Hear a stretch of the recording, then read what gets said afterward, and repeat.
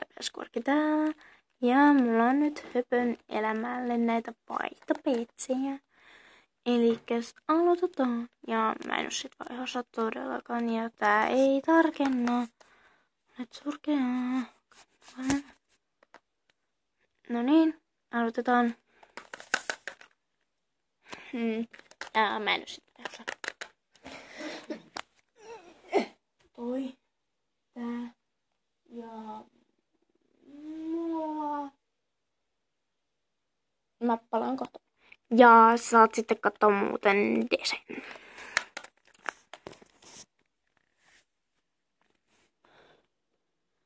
Tällainen petsi. Ja mä voin antaa sulle 2 petsiä. Ja sitten täällä on vähän kimalletta täällä näissä kohdissa. Ja sitten ei kokkeri kun Bretti. Ja laitoin tänne jotain metsiä. Joten sä voit katsoa näistä. Mä en oo siitä ihan varma. Ja toi mäykkä on se, minkä mä annan sulle, niin se mäykkä on sitten ehkä jollekin toiselle. Mä en vielä tiedä, koska se niinku sille, kun mulla on 1 vaihtopetsivideo siellä LPS-korkkikanavalla, niin sitten sillä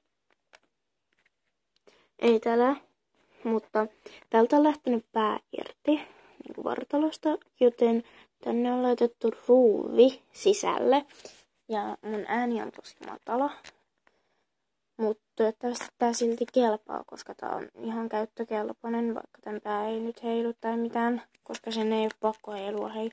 Ja tää on ollut alun perin feikki, mutta en voi sille mitään, koska tää meni rikki.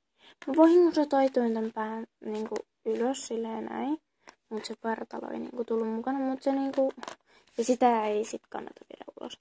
Ja niin.